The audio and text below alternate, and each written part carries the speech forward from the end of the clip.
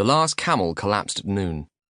It was the 5-year-old white bull he had bought in Gallo, the youngest and strongest of the three beasts and the least ill-tempered.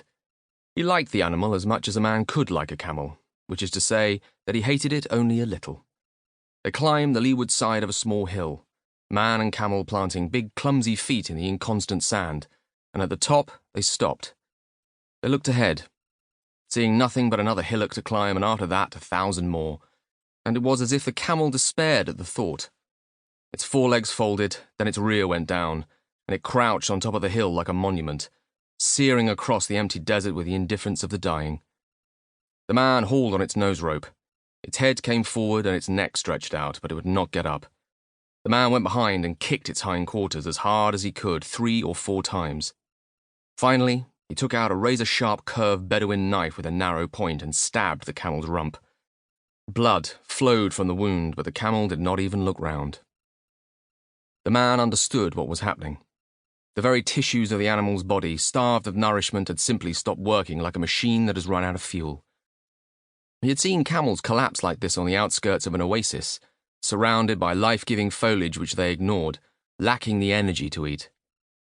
There were 2 more tricks he might have tried. One was to pour water into its nostrils until it began to drown. The other, to light a fire under its hindquarters.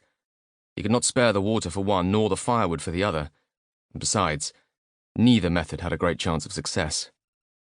It was time to stop, anyway. The sun was high and fierce. The long Saharan summer was beginning, and the midday temperature would reach 110 degrees in the shade. Without unloading the camel, the man opened one of his bags and took out his tent. He looked round again, automatically. There was no shade or shelter in sight. One place was as bad as another. He pitched his tent beside the dying camel, there on top of the hillock. He sat cross-legged in the open end of the tent to make his tea. He scraped level a small square of sand, arranged a few precious dry twigs in a pyramid and lit the fire. When the kettle boiled, he made tea in the nomad fashion, pouring it from the pot into the cup, adding sugar, then returning it to the pot to infuse again, several times over. The resulting brew, very strong and very treacly, was the most reviving drink in the world. He gnawed at some dates and watched the camel die whilst he waited for the sun to pass overhead. His tranquility was practiced. Come a long way in this desert, more than 1,000 miles.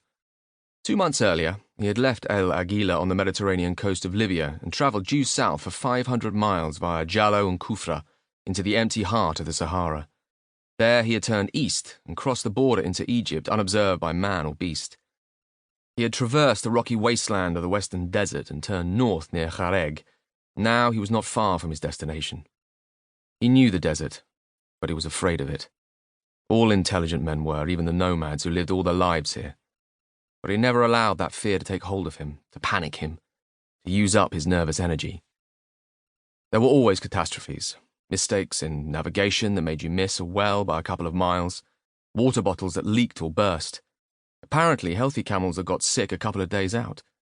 The only response was to say, Insha'Allah, it is the will of God.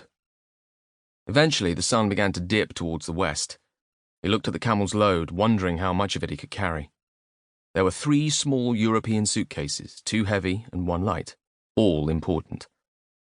There was a little bag of clothes, a sextant, the maps and the water bottle. It was already too much. He would have to abandon the tent, the tea set, the cooking pot, the almanac and the saddle.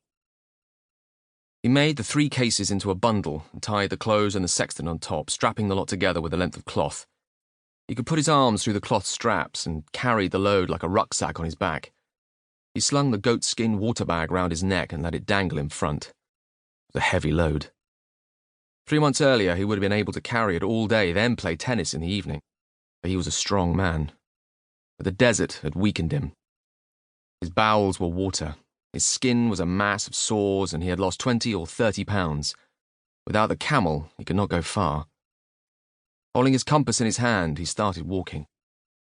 He followed the compass wherever it led, resisting the temptation to divert round the hills, for he was navigating by dead reckoning over the final miles, and a fractional error could take him a fatal few hundred yards astray.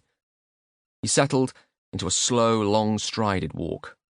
His mind emptied of hopes and fears, and he concentrated on the compass and the sand. He managed to forget the pain of his ravaged body and put one foot in front of the other automatically, without thought and therefore without effort. The day cooled into evening. The water bottle became light around his neck as he consumed its contents. He refused to think about how much water was left.